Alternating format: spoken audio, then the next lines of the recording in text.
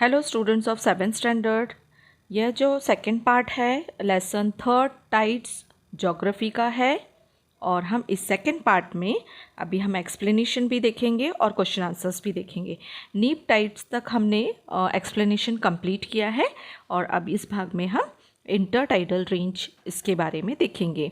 इस लेसन को के सेकंड पार्ट को स्टार्ट करने के पहले मैं अभी सब आपसे रिक्वेस्ट करना चाहती हूँ कि अगर आपको मेरा पढ़ाना अच्छा लगता है और अभी तक आपने मेरा यह चैनल सब्सक्राइब नहीं किया है तो प्लीज़ सब्सक्राइब कीजिए, लाइक कीजिए, कमेंट कीजिए, ज़्यादा से ज़्यादा शेयर कीजिए जिससे बहुत सारे बच्चों का फ़ायदा हो सके।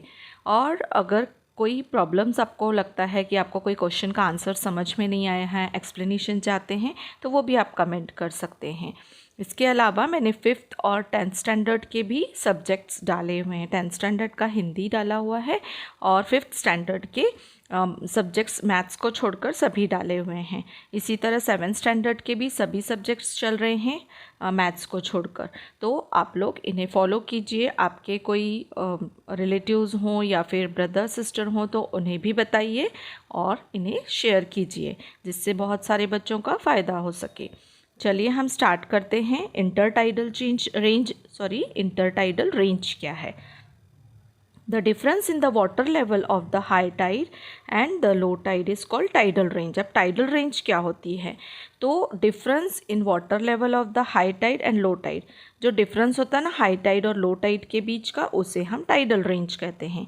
इन open seas this range is about 30 centimetre.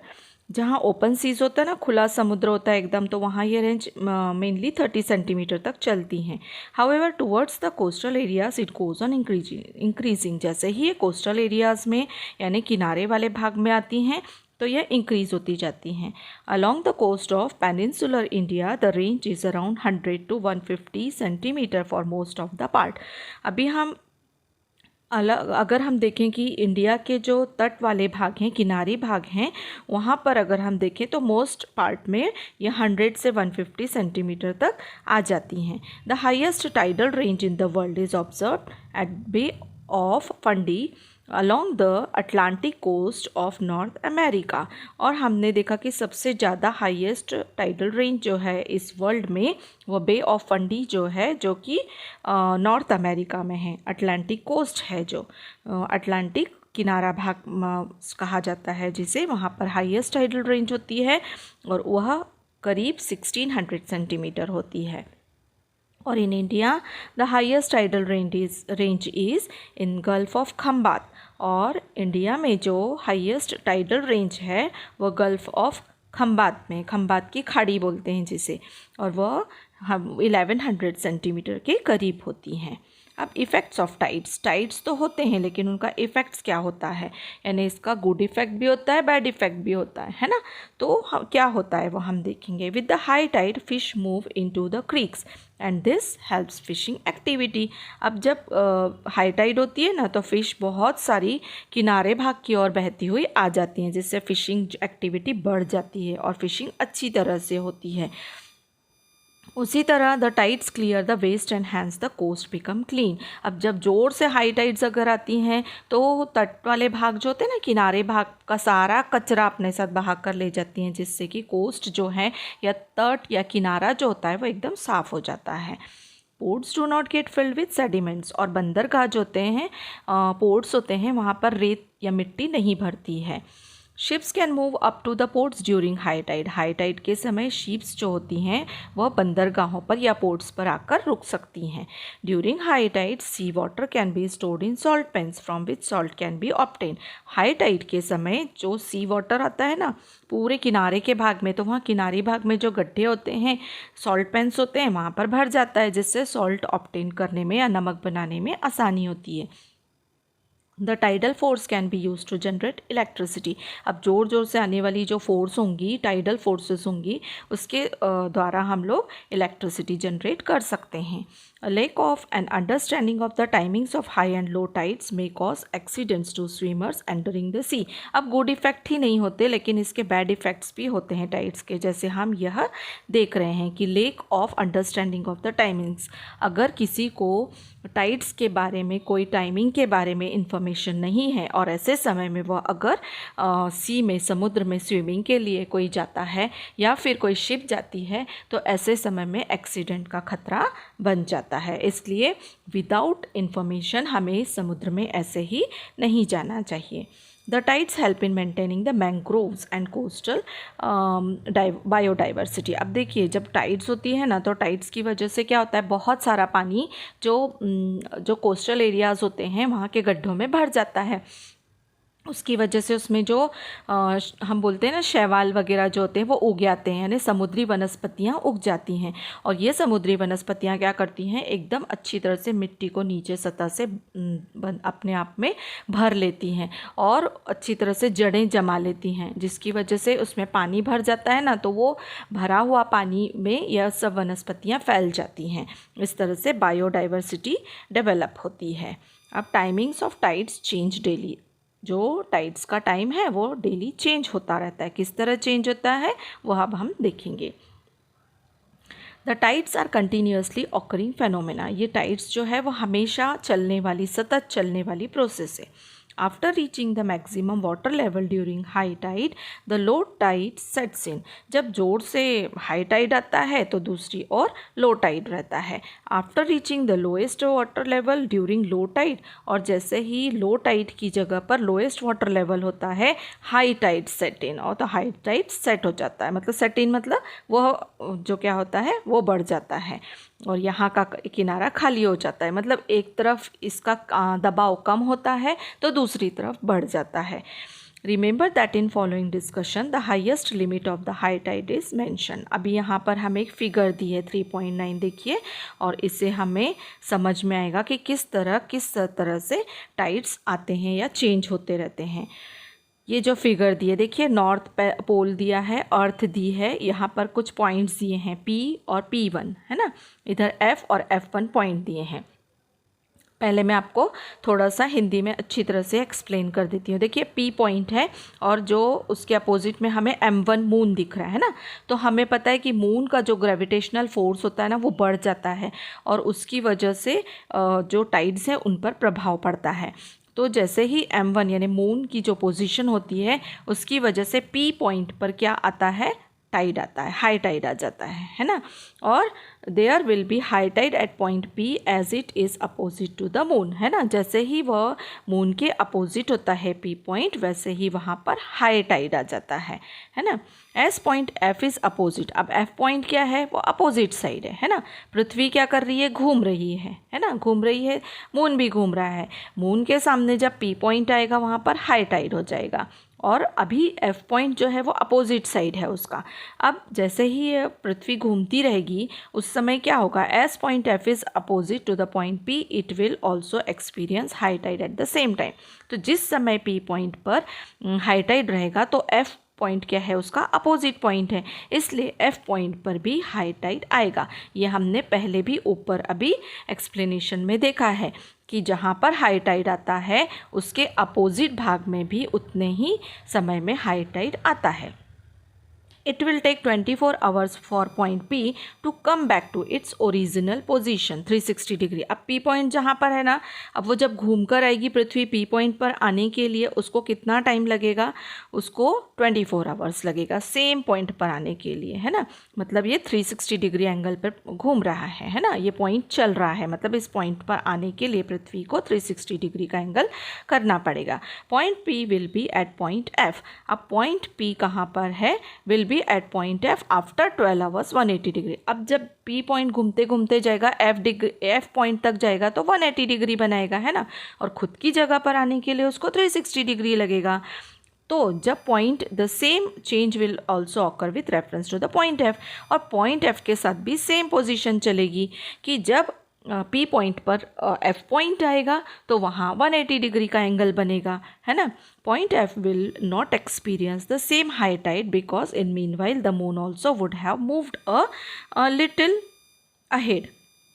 Hence, it will take 25 minutes more for the point F to come to the position opposite to the moon. अभी देखिए, अगर उस समय तक 180 डिग्री पर जब F आ जाएगा ना, तो ज़रूरी नहीं कि उस समय F पॉइंट जब P पॉइंट की जगह पर आएगा तो उधर भी हाई टाइड होगा, इसलिए क्योंकि उस समय तक मून भी अपनी पोजीशन चेंज कर चुका होगा, इसलिए F पॉइंट पर उस समय हाई टाइड आएगा ऐसा ज़रूरी नहीं है. After 12 hours 25 minutes F will arrive opposite to the moon and it will experience high tide. और उस समय जब 12 hours 25 minutes मतलब कुछ मिनट तो ऊपर जाएंगे, है ना, सेम पोजीशन में तो नहीं आएगा, तो ऐसे समय में जब 12 hours 25 minutes हो जाएंगे तो F अपोजिट टू मून आ जाएगा और it will experience high tide. तो फिर वहाँ पर हाई टाइड आएगा. कौन से पॉइंट पर? F पॉइंट पर, क्योंकि F पॉइंट अब P पॉइंट की जगह पर आ चुका है और point P opposite to F will also experience high tide. अब P पॉइंट F के अपोजिट जा चुका है ना. ये देखिए यहाँ पर ये पोजीशन चेंज होती जाएंगी F और P पॉइंट की. तो P पॉइंट जब F पॉइंट की जगह पर आ जाएगा तो भी सेम पोजीशन में वहाँ पर हाई टाइड आएगा. और कितना समय लिया? तो F पॉइंट जब P पॉइंट पर आया तो कितना समय लगा? 12 hours 25 minutes लगा. ठीक है, अभी हम आगे देखेंगे. Later again after 12 hours and 25 minutes point P will experience high tide as it comes in front of the moon. अब मून भी चेंज कर रहा है ना अपनी पोजीशन, तो मून भी अपनी पोजीशन चेंज कर रहा है और जो अर्थ है वो भी अपनी पोजीशन में घूमती जा रही है. तो ऐसे समय में जो है अर्थ पे P1 पॉइंट आ जाएगा और मून की पोजीशन भी चेंज हो जाएगी. तो ऐसे समय में P1 पॉइंट मून के फ्रंट में आएगा. मून के फ्रंट में आने पर वहाँ पर भी हाई टाइड होगी और F1 पॉइंट पर भी क्या होगी? हाई टाइड आएगी. देखिए हम यहाँ पर डायग्राम में P1 पॉइंट देख रहे हैं ना. अब ये P1 पॉइंट जो है उसके सामने M3 वाला मून आ गया है ना. तो जहाँ अगर P1 पॉइंट पर हाई टाइड आएगी तो F1 पॉइंट पर भी हाई टाइड आएगी और सेम पोजीशन जो F पॉइंट और P पॉइंट के साथ हुई है वही पोजीशन P1 और F1 पॉइंट के साथ होगी. तो इस तरह से ये टाइड्स जो हैं उनका समय निर्धारित रहता है. There is high tide and low tide twice a day. इस तरह से 2 बार 24 आवर्स में 2 बार हाई टाइड और लो टाइड होते हैं. The time difference between 2 high tides is of 12 hours and 25 minutes. 2 high tides के बीच में का समय 12 hours and 25 minutes होता है. ठीक है, अभी यहाँ पर हमें देखिए जोग्राफिकल एक्सप्लेनेशन दिया है वेव्स के बारे में. अब हम वह देखेंगे वेव्स क्या होती हैं. If you blow air over hot milk और tea while drinking ripples are generated on the milk और टी. अब देखिए हम दूध गर्म हो या चाय गर्म हो, जब हम उसे पीते हैं ना तो हम उसमें फूंक मारते हैं ना. गर्म होते हैं तो हम लोग फूंकते हैं उसमें. तो हम जब फूंकते हैं तो उसमें हमें हल्की हल्की तरंगे जैसी चलती हुई दिखाई देती हैं. तो ये क्या होती हैं? एक्चुअली वेव्स होती हैं. In the same way because of the force of wind, जैसे ही हवा की फोर्स लगती है water appears to be moving. पानी भी उस तरह से क्या करने लगता है? मूव होने लगता है. The sea water gets pushed by the wind and ripples are generated on the water surface. These are called waves. इसी तरह जब समुद्र के पानी में हवा की जो एनर्जी काम करती है उसकी वजह से वहाँ पर हवा जो है हवा की वजह से उसमें तरंगे उठने लगती हैं लहरों में. और अगर फोर्स ज़्यादा रहा हवा का तो ये लहरों के रूप में हमें दिखाई देती हैं. और यही क्या तरंगे क्या कहलाती हैं? वेव्स या लहरें कहलाती हैं. The sea water moves up and down or slightly forward and backward due to the waves. अब हमने समुद्र किनारा नहीं समुद्र देखा तो हमने नदी तो देखी है ना. तो हमें लहरें आगे पीछे होती हुई दिखाई देती है ना. जब शांत रहती है नदी या समुद्र शांत रहता है तो हमें हल्की सी लहरें आती जाती इस तरह दिखाई देती हैं. The waves bring the energy content in them to the coast. और ये जो वेव्स रहती हैं ना, जो हवा की वजह से ये जो लहरें चलती हैं ना, वह फिर तट वाले भाग में किनारे भाग में आती जाती हैं. They break in the shallow water near the coast. और समुद्र जैसे ही वो किनारे पर आके टकराती हैं ना, फिर वो जैसे उनकी लहरें टूट जाती हैं फिर वह वापस जाती हैं. लार्ज और same waves are formed continuously at the surface of the sea. इस तरह से जो सी के सरफेस पे ये कंटिन्यूस वेव्स चलती हैं. Generation of waves is a natural. And regularly occurring phenomenon too. अब जनरली जो लहरें चलती हैं ना शांत रूप से, तो वह तो एक नेचुरल फेनोमेना है, प्राकृतिक चीज़ है वो, है ना। ये देखिए फिगर 3.10 में वेव्स दिख रही हैं, है ना, जो समुद्र के किनारे पर आ रही हैं, है ना। ये क्यों होता है? क्योंकि विंड की जो एनर्जी है उसकी वजह से हवा चलती है, हवा से लहरों में तरंगे उठती हैं और यही लहरों का रूप लेती है। अब हम देखेंगे structure of waves. The sea water get pushed up, समुद्र का पानी क्या होता है? ढकेला जाता है, down because of the wind, और अप एंड डाउन इस तरह से ढकेला जाता है हवा की वजह से, है ना। The raised up portion of a wave is called crest, जो वेव वाला पोर्शन ऊपर होता है ना, जब लहरें ऊपर की और जाती हैं उसे क्रेस्ट कहा जाता है, एंड द डिप्रेस्ड वन, और जब वो नीचे जाती हैं उसे ट्रो कहा जाता है। देखिए यहाँ पे ट्रो और क्रेस्ट दिख रहा है हमें, है ना। क्रेस्ट मतलब ऊपर वाला भाग, एकदम लहरें जब ऊपर उठती हैं उसे क्रेस्ट कहते हैं, जब नीचे की ओर मतलब ठहर जाती हैं तब उसे ट्रो कहते हैं। So if a strong wind is blowing in one direction, large waves are generated. अगर बहुत स्ट्रॉन्ग विंड है तो लहरें भी उतनी स्ट्रॉन्ग होकर ऊपर जनरेट होंगी।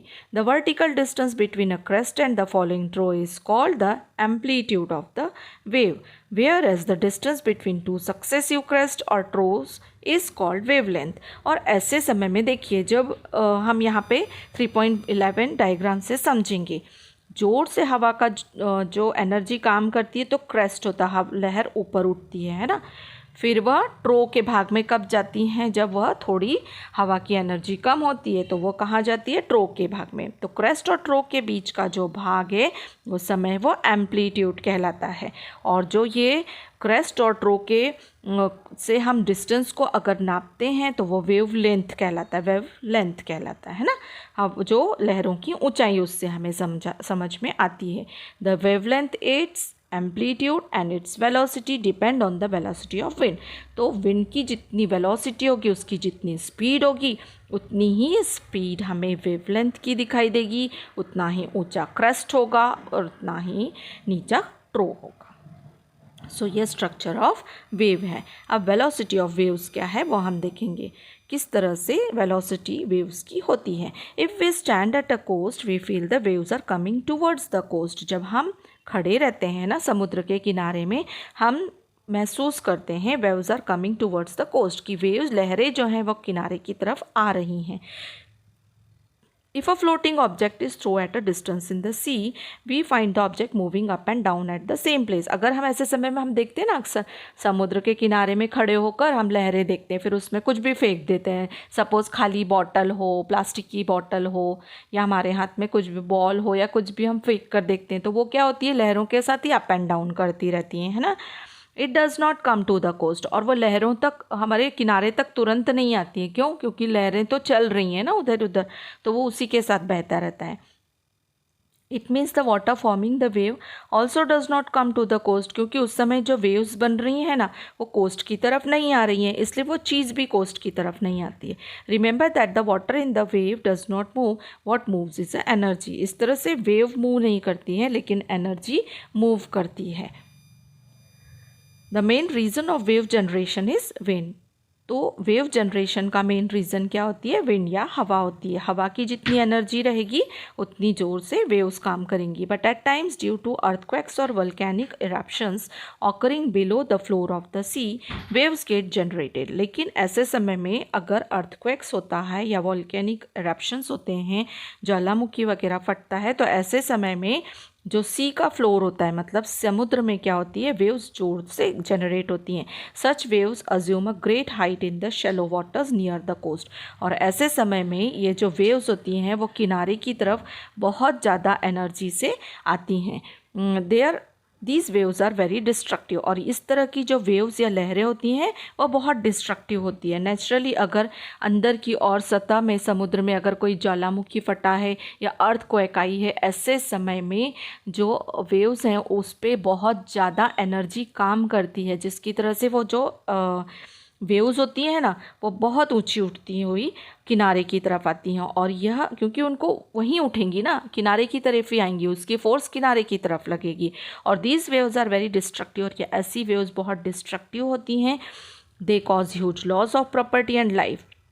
और इस तरह की लहरें बहुत नुकसान पहुंचाती हैं। These waves are called tsunamis, और ऐसी ही वेव्स को हम सुनामीज कहते हैं। In 2004 tsunami waves were generated because of earthquake that took place near Sumatra island of Indonesia. और इसी तरह की सुनामी 2004 में सुमात्रा में आई थी, जो कि इंडोनेशिया में है, और उसकी तरह से बहुत नुकसान हुआ था। They devastated the east coast of India as well as of Sri Lanka, और जिसकी वजह से उसका इफ़ेक्ट हमारे इंडिया के कुछ तटीय भागों में हुआ और श्रीलंका में भी हुआ। The waves cause erosion along the headlands and create beaches in the protected locations in the bays। और ऐसे समय में अगर ये खाड़ी की तरफ रहती हैं ऐसी वेव्स, तो उनकी वजह से कुछ बीचेस क्रिएट हो जाते हैं, और जो है वेव्स इरोजन्स भी बहुत होते हैं। ऐसे समय में रेत वगैरह है या जो भी है, उसकी वेव्स की वजह से बहुत सारा नुकसान भी होता है, इरोजन्स होते हैं और बीचेस भी क्रिएट होते हैं। अब ऑलवेज रिमेंबर, हम देखेंगे if earthquake occurs in the ocean, the coastal areas face a risk of tsunamis. In such cases, it is better to go away from the coast or towards higher altitudes. This way, loss of life can be avoided. So, ऐसे समय में अगर समुद्री के तटीय भागों में tsunami का आशंका हो कि सुनामी आने वाली हो, तो ऐसे समय में हमें ऊंचे वाले जो भाग होते हैं उस पर अपनी लाइफ बचाने के लिए चले जाना चाहिए, जिससे कि ज़्यादा नुकसान नहीं होता है। तो ये है, अभी डू यू नो दिया है, इसमें हम क्या दिया है ये देखेंगे। While moving along the sea coast or playing in the water, we must take adequate care regarding the timings of the tides, otherwise it can lead to serious accidents. अगर हम समुद्र के किनारे पर घूमने गए हों, और या हम अगर आप छोटे बच्चे हैं तो नेचुरली बीचेस पर जाते हैं, वहाँ खेलना पसंद करते हैं, तो ऐसे समय में हमें टाइड्स के बारे में पूरी तरह से इन्फॉर्मेशन लेकर ही जाना चाहिए, अदरवाइज़ बहुत सीरियस एक्सीडेंट्स की संभावना रहती है। For that we must know the timings of tides, और इसके लिए हमें टाइड्स का टाइम मालूम होना बहुत ज़रूरी है। For this you must know the phase of the moon on the given day, और उस दिन अगर हम वहाँ पर हों तो हमें फेज़ ऑफ मून को जानना बहुत ज़रूरी है, क्योंकि हमने देखा टाइड्स का रिलेशन फेजेस ऑफ मून से भी है ना। 3/4 of the phase of the moon is the time of the high tide. High tide मतलब 3/4 जो फेज़ रहती है मून की, उस समय हाई टाइड आता है। For example, suppose you are at the coast on 4th phase of the moon. अगर आप 4th फेज़ के समय कोस्ट पर हों, जब मून की 4th फेज़ हो, then 3/4 of the phase is 3। अब हम देखते हैं 3/4 उसकी फेज़ है, तो 3 जो है वो फेज़ मानी जाएगी। It means the high tide will occur at 3 AM। इसका मतलब 3 AM और 3 PM पर हाई टाइड आएगी, and approximately 6 hours from it, और इसके तुरंत 6 घंटे बाद, that is 9 AM to 9 PM will be the low tide, और उसी समय 9 AM और 9 PM के समय में लो टाइड होगी। There may be slight differences according to local condition, और लोकल कंडीशंस के अनुसार थोड़ा बहुत टाइम इधर उधर हो सकता है। We must collect the information from local people and learn from them about the structure of the coast। और ऐसे समय में वहाँ के जो लोकल पीपल रहते हैं ना, उनको बहुत जानकारी होती है, तो उनसे हमें यह सब पूछ लेना चाहिए। इवन किनारे वाले भाग के बारे में भी हमें जानकारी रखनी चाहिए कि वहाँ का स्लोप कैसा है, वहाँ का रॉकी एरिया कैसा है, और वहाँ पे वो स्ट्रीम्स वगैरह जो हैं क्या, किनारे पे कहीं स्ट्रीम्स वगैरह तो नहीं है। यह सब जानकारी हमें होना बहुत ज़रूरी है, और तब उसके बाद हम सी वाटर को एंजॉय हमें करना चाहिए। तो इस तरह से यह लेसन है, और इसके साथ ही मैं आपको इसके क्वेश्चन आंसर भी दे रही हूँ।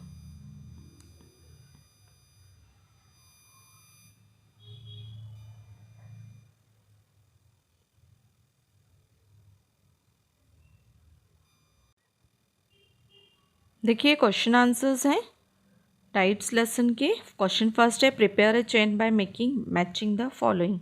हमें ग्रुप ए, ग्रुप बी और ग्रुप सी दिया है, उनको मैच करके हमें चेन बनानी है। तो ये क्वेश्चन है, फर्स्ट वेव्स है, सेकेंड है सेंट्रीफ्यूगल फोर्स, और थर्ड है ग्रेविटेशनल फोर्स। तो ग्रुप बी और सी से हम इन्हें मैच करेंगे और चेन बनाएंगे। तो मैंने यहाँ पर आंसर किया है, ये देखिए 4th है स्प्रिंग टाइड, 5th है नीप टाइड, और अब यहाँ से हमें आंसर देखना है। तो फर्स्ट का है वेव्स, और उसे हम मैच करेंगे विंड से, और उसके साथ उसके आंसर आएगा ग्रुप सी का, these are also generated due to earthquakes and volcanoes. ठीक है। सेकेंड है सेंट्रीफ्यूगल फोर्सेस, और इसका मैच करेंगे रोटेशन ऑफ अर्थ से, और है objects get thrown towards the outer side. Third है gravitational force, the moon, the sun and the earth operates in the direction towards the centre of the earth. Fourth है spring tide, इसका answer है new moon day, highest high tide occurs on this day. Fifth है neap tide, eighth phase of the moon quarter, the forces of the sun and the moon operate in different directions. Question second है give geographical reasons. First है tides are influenced more by the moon than the sun. Tides जो हैं moon से ज़्यादा influence होती है sun की अपेक्षा। आंसर है moon is close to the earth than sun. हमें पता है मून अर्थ के ज़्यादा क्लोज है सन की अपेक्षा। So moon's gravitational force becomes more effective, इसलिए मून की जो ग्रेविटेशनल फोर्स है वो ज़्यादा इफेक्टिव होती है सन की बजाय। So tides are influenced more by the moon than the sun, इसलिए टाइड्स जो है ज़्यादा इन्फ्लुएंस होती है मून से। Next question, at some places along the coast the low lying areas turn into lagoons और मार्शी लैंड। कहीं कहीं पर हम देखते हैं बहुत सारे कोस्ट वाले भाग में जो लो लाइंग एरियाज होते हैं वो लगून्स या मार्शी लैंड में टर्न हो जाते हैं।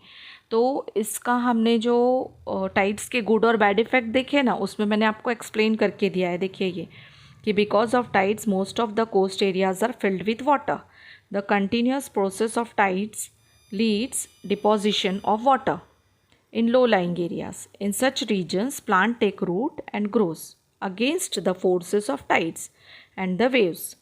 In this way, at some places along the coast, low-lying areas turn into lagoons or marshy lands.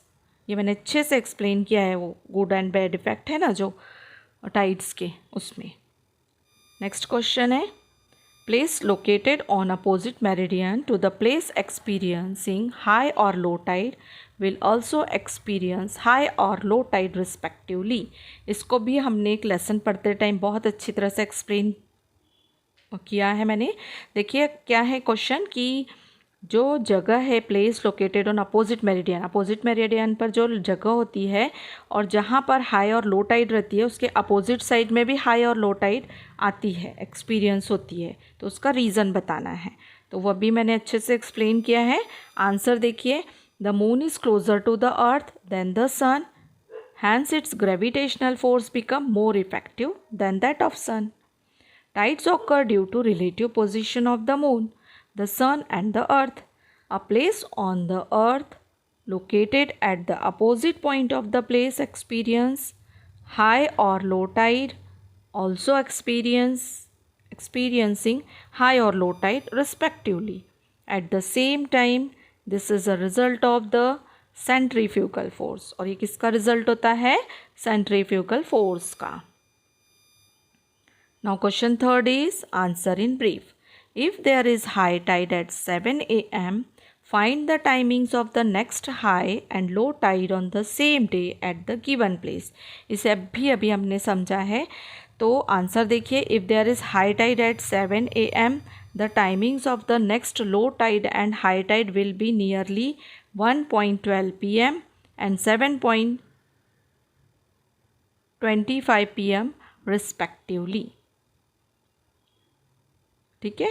Next है, if at Mumbai 73 degree meridian E meridian there is high tide at 1 p.m. On Thursday, then on which other meridian there will be high tide too, state with reason.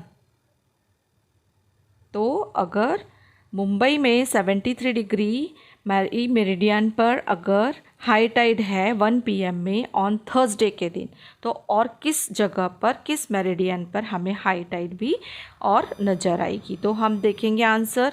If at Mumbai 73 degree E meridian there is high tide at 1 PM on Thursday, then on 107 east है तो यहाँ west है ना, 107 degree W मतलब west meridian too there will be high tide because a place on the earth located at the opposite point of the place experiencing high or low tide also experiences high or low tide respectively at the same time। ये हमें पता है ना कि opposite जो meridians हैं वहाँ पर सेम टाइम में हाई और लो टाइड आती हैं। Next question, explain the reasons for the generation of waves. किस रीजन से वेव्स जनरेट होते हैं? The main reason for the generation of waves is wind. Sometimes sea waves are also generated due to earthquake or volcanic eruptions occurring below the floor of the sea। ये भी मैंने अच्छे से explain किया है कि विंड की energy की वजह से वेव्स आते हैं और कभी कभी जो वेव्स आते हैं वो अर्थक्वेक और वोल्केनिक इरप्शन से भी आते हैं। Next question, question 4, in what way will the following depend on the tides. अब अगर टाइड्स से संबंधित हैं तो हमें स्विमिंग के समय क्या करना चाहिए? Swimming in a deep sea during tides can lead to serious accidents. अगर टाइड्स का समय है और हम स्विमिंग के लिए गए हैं तो सीरियस एक्सीडेंट्स हो सकता है। During high tides it is always safe to swim in shallow water near coast. और अगर ऐसे समय में हम वहाँ पर हैं भी समुद्र के पास तो हमें जो कोस्ट का शैलो वाटर होता है ना, एकदम उथला हुआ पानी जो तट पे ही रहता है, वहीं पर ही तैर लेना चाहिए, वहीं पर ही हमें सेफ स्विमिंग कर लेनी चाहिए। सेकेंड है steering a ship. Ships can be move up to the ports during high Tide.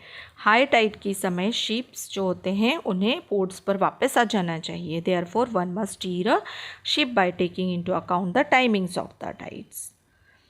Third है fishing. With the high tides fish move into the creeks. ये हमने अच्छी तरह से देखा है।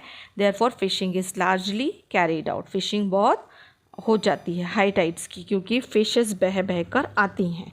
Salt pans. During high tide sea water can be stored in salt pans. High tide के समय में हम सॉल्ट पेन में पानी को इकट्ठा कर सकते हैं जिससे सॉल्ट मिल सकता है। फिफ्थ है going to coastal areas for trips.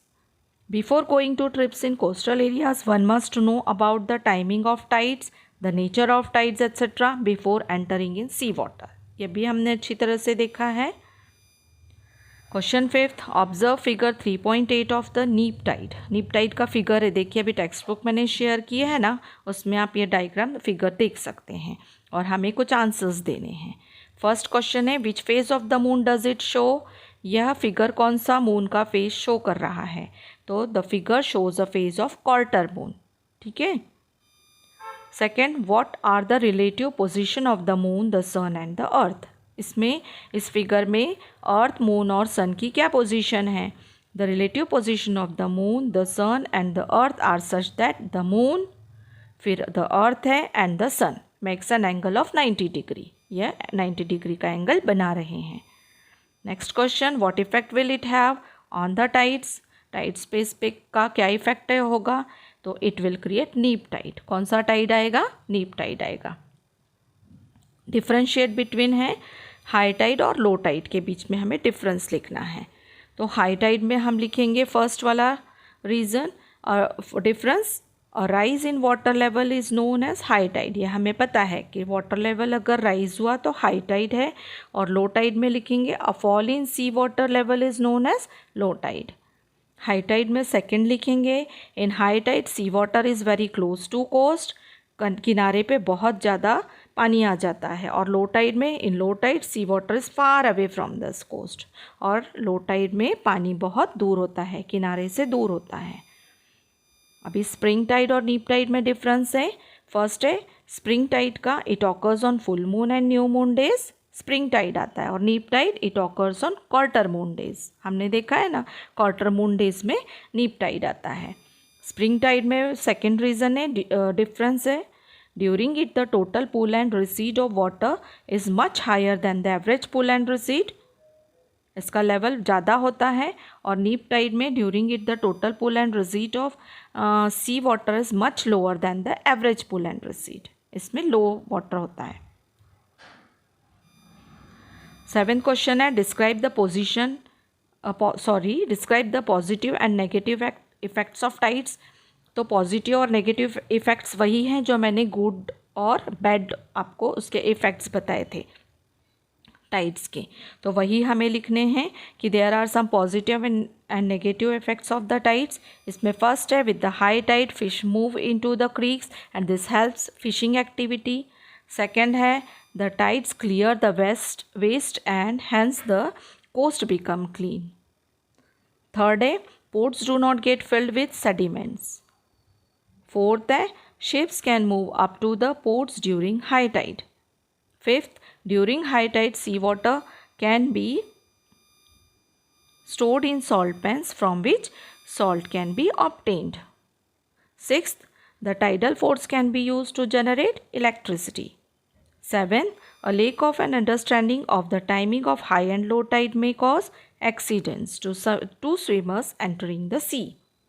8. This, the tides help in maintaining the mangroves and the coastal biodiversity. So these are your question answers. और अब मैं नेक्स्ट वीडियो में आपको नेक्स्ट लेसन और अदर सब्जेक्ट्स के video share करूँगी। Thank you.